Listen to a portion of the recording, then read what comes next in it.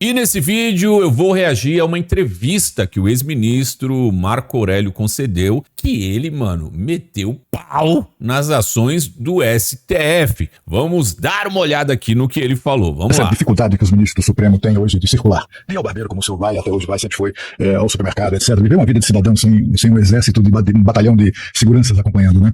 A que o senhor atribui isso? Por que o Supremo chegou a este ponto? Olha, eu percebo que os integrantes perderam praticamente a cidadania.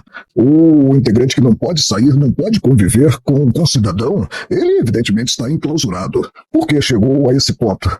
Talvez pelas atitudes. Agora mesmo nós estamos aí diante de uma situação concreta extravagante. Extravagante porque o Supremo, pior do que havia na época do regime de exceção, ele está dizendo aí que tá pior do que no regime militar, hein? Que é ditadura mesmo. declarou competente para as ações penais relativas a 8 de janeiro. E quando não se tem envolvido, por enquanto, detentor da prerrogativa de ser julgado criminalmente pelo Supremo.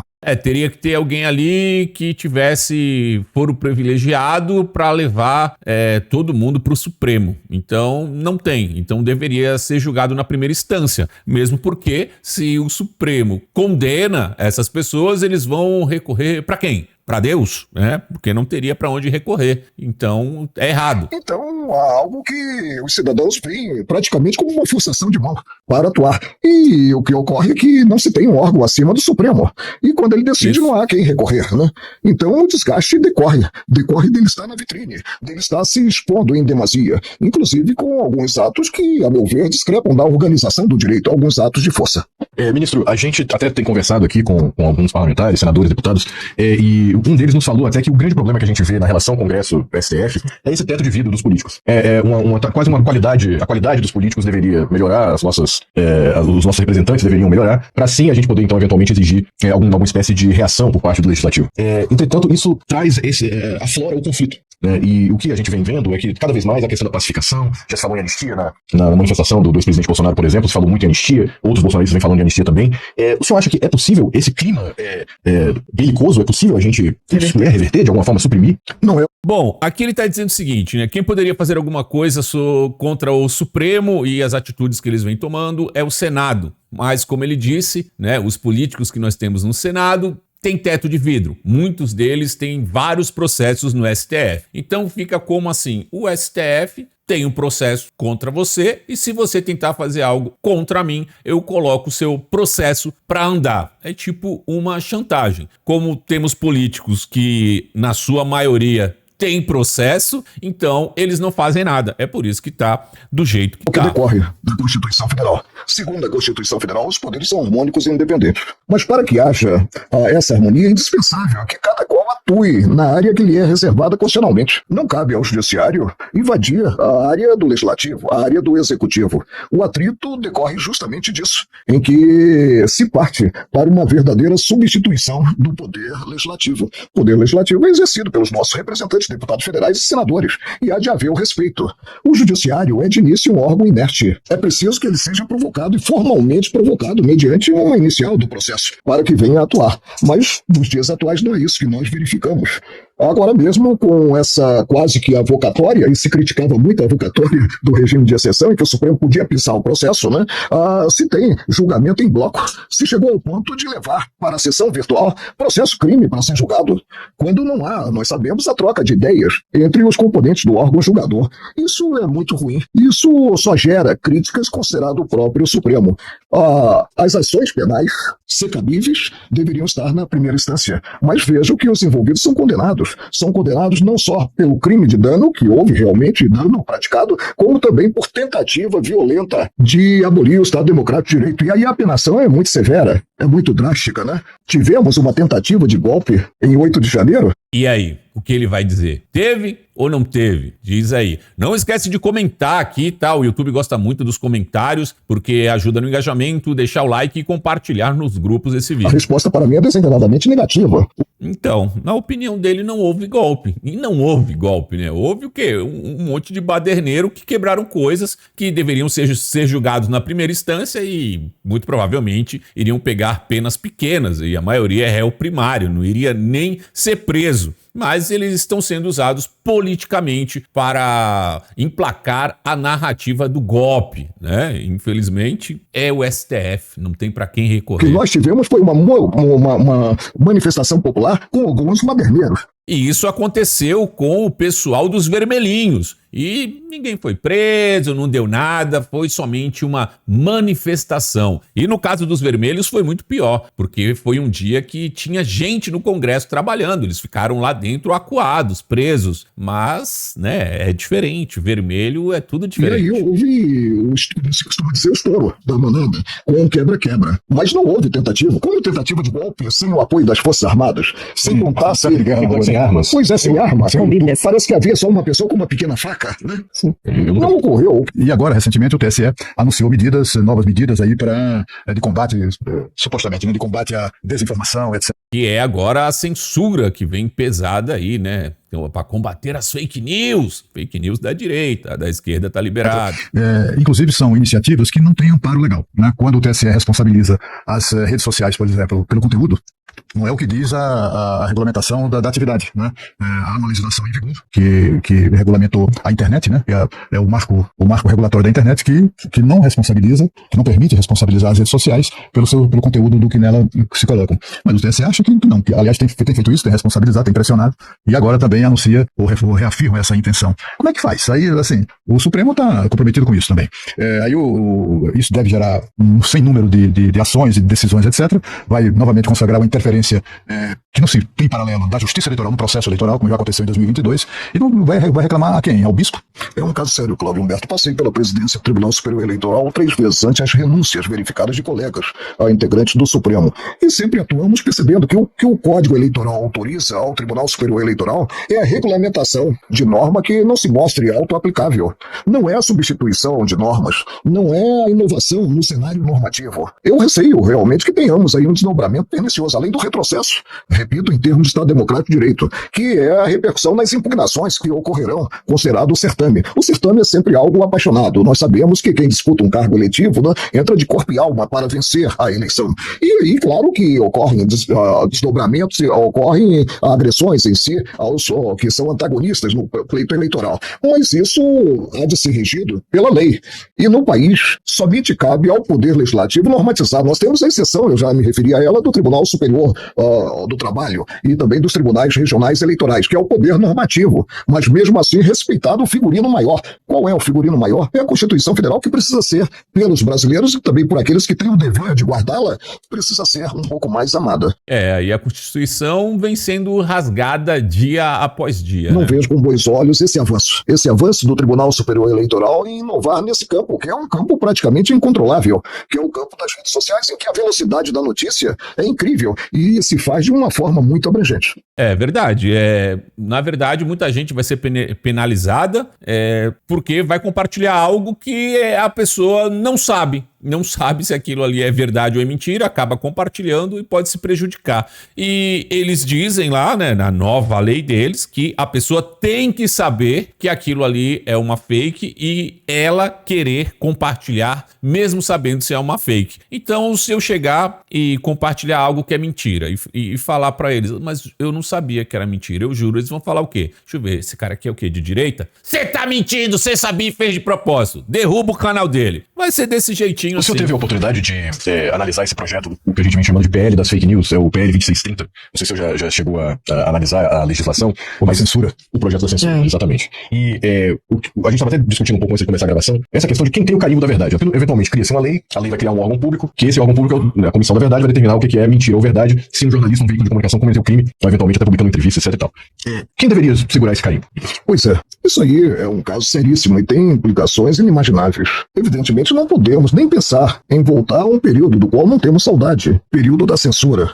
E não há como, em si, antecipadamente, ter-se uma disciplina, e uma disciplina que acabe, inclusive, inibindo os veículos de comunicação e inibindo os cidadãos em geral. O Estado precisa deixar de pretender ser um tutor dos cidadãos. O Estado deve disciplinar as matérias que precisam de disciplina, o Estado deve atuar nos serviços essenciais, saúde, segurança, mesmo educação, mas sem essa atitude que eu apontaria como polícia socialista.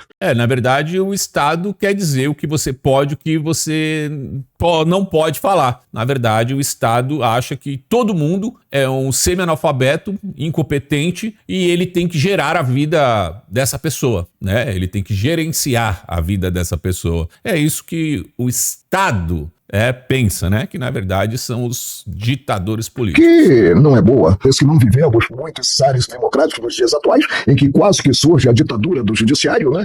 Não se coaduna em si com a Constituição Federal. Ele só disse que podemos estar vivendo aí uma quase ditadura do judiciário.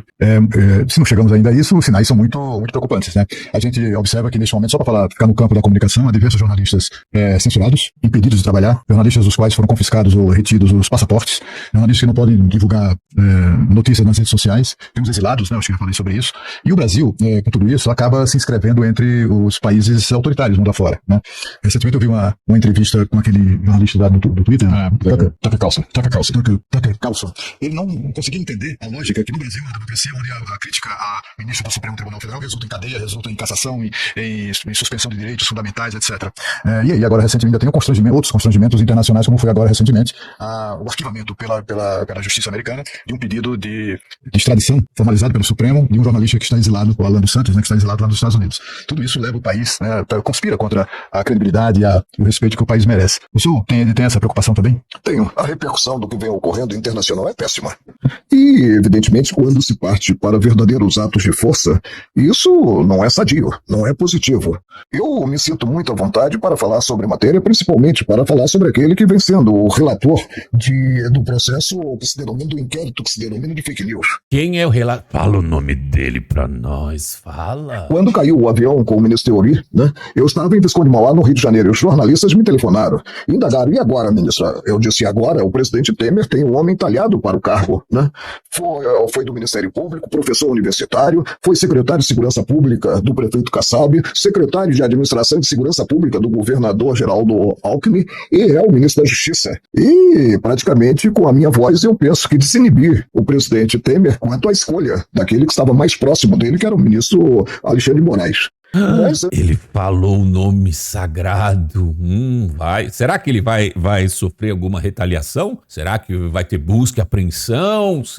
O que será que vai acontecer com ele? Nada, né? Agora, se fosse eu, se fosse você, aí o negócio seria diferente. Os extravasamentos, quando eu tive que dizer que para ser xerife somente faltava ele a estrela no peito e o revólver na cintura, eu disse.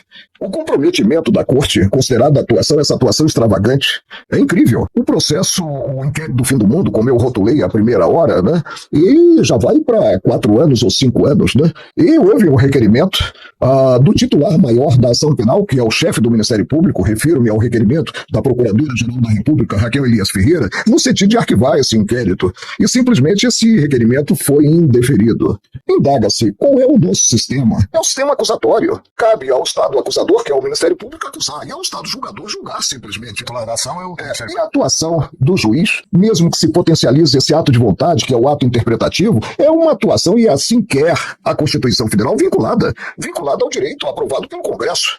Isso é que tem que ser percebido. Não cabe ao Supremo substituir-se ao Legislativo. É uma invasão super indevida que não se coaduna com a Constituição Cidadã, a Constituição de 1988. Não sei aonde nós vamos parar. E, infelizmente, parece que não há na bancada um espírito irrequieto, como havia até 2021, que levante o dedo para mostrar uma outra concepção sobre o direito posto, sobre a organização do nosso direito. E aí friar essa corrida inimaginável que está havendo, essa corrida punitiva, né, quanto a cidadãos comuns. Olha aí, ó, ele mesmo está criticando aí, citou o nome do Alexandre de Moraes, que há um exagero, que parece que realmente nós temos um Xerxes, né? Ele tá falando, eu não tô falando nada não. A gente falou aqui há pouco sobre a criminalização da opinião na internet. E quando a gente fala de fake news, mordaça, censura, a gente percebe que a internet de fato tem um submundo de incitação ao crime. Você vê ali grupos que exaltam suas ações criminosas, e eu acho até absurdo, mas existe, por exemplo, no Twitter, uma página voltada a repercutir as ações da milícia no Rio de Janeiro. Por que é que os considerados crimes de opinião é que atraem ali a ação de xerife que o senhor acabou de citar? Porque é engraçado, sabe-se que existem esses grupos, né, que são criminosos estão lá postando coisas, mas eles não vão atrás desses grupos. Eles vão atrás de pessoas como eu, que dá uma opinião contrária ali ao que eles pensam, faz uma crítica e aí você é o perseguido. Você que trabalha, que não é criminoso, é visto como criminoso. E o criminoso, ele não é visto, ele não existe. Deixa ele lá cometer os crimezinhos que dele. a opinião política das pessoas é que atrai a ação da Suprema Corte e não o crime que de fato se comete na internet. Olha, pois é uma visão retrógrada.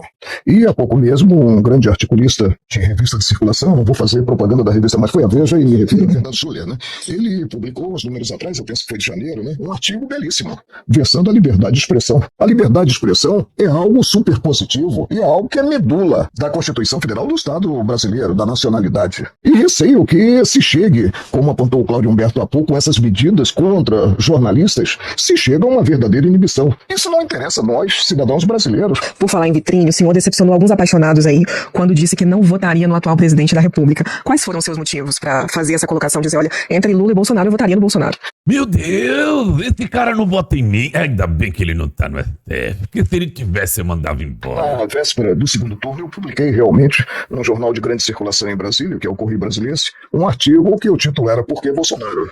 E um outro colega publicou um artigo revelando que votaria em quem ele nunca votou, que seria o presidente Luiz Inácio Lula da Silva. E eu comecei o meu artigo dizendo que em 2002 eu votei nele, presidente Lula, mas explicando que como ex-juiz não poderia votar em um candidato que foi condenado com sentença transitada em julgado, chegando... É isso, gente. Foi condenado, transitado e julgado. Só tá livre por causa de uma manobra. É isso. Mas o petista não, ele foi inocentado. Ele é inocente. Eu sou a alma mais honesta desse país. Eu nunca peguei um fio de cabelo que não fosse meu. A cumprir pena por corrupção, por lavagem de dinheiro e por organização criminosa. Mas os eleitores se pronunciaram e o elegeram, e ele hoje é o meu presidente. Eu respeito a cadeira que ele ocupa. São tempos muito estranhos, ministro. Pois é, precisamos voltar a respeitar certas balizas.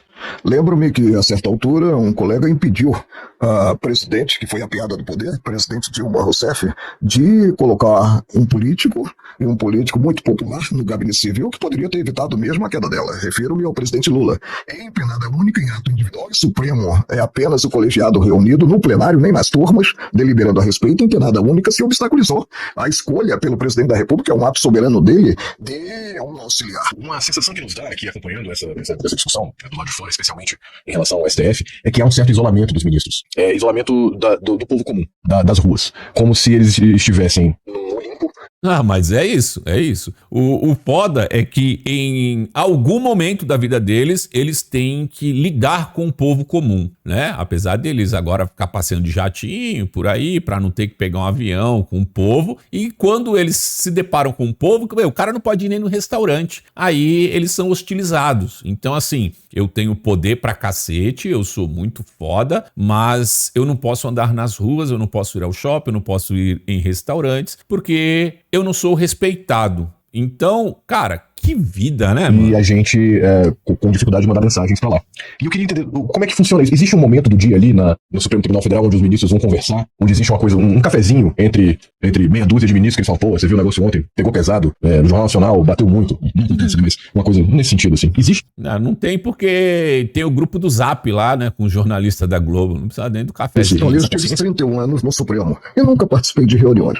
Mas, naquela época, principalmente no início, cheguei em 1990, o que eu denomino velha guarda, cada qual sabia onde era possível marchar. E marchava com fidelidade de propósito. Hoje o que nós vemos é que talvez o sucesso para mim, entre aspas, tenha subido a cabeça. E atua o integrante do Supremo como se não houvesse em si outros poderes, com atribuições próprias para fazê-lo. Não é bom, não se avança culturalmente assim. É preciso que cada qual perceba a envergadura da cadeira depois que o Supremo bate o martelo, não se tem a quem recorrer, isso só gera uma responsabilidade maior, e atue com segurança, atue respeitando e homenageando o arcabouço normativo, a ordem jurídica em si, para termos o Brasil sonhado, o Brasil que eu imagino poder deixar, talvez, para as minhas netas e meu neto. Bom, excelente entrevista, né? Concordo com tudo que ele falou, mas hoje ele é ex-ministro, ele não está lá. E se lá estivesse? pensaria desta mesma forma ou iria se unir aos demais ministros e dar continuidade ao que nós temos hoje? Porque estando de fora é mais fácil, né? Você criticar e falar que faria diferente. Estando lá dentro, no meio dos lobos, não sei se faria diferente não, viu? Mas gostei do posicionamento. E você, gostou? Chegou até o final? Escreve cheguei. Quase ninguém chega. Deixa o like, compartilhe em suas redes sociais, se inscreva no canal. Por enquanto é isso e a gente se vê. Fui! Conectados.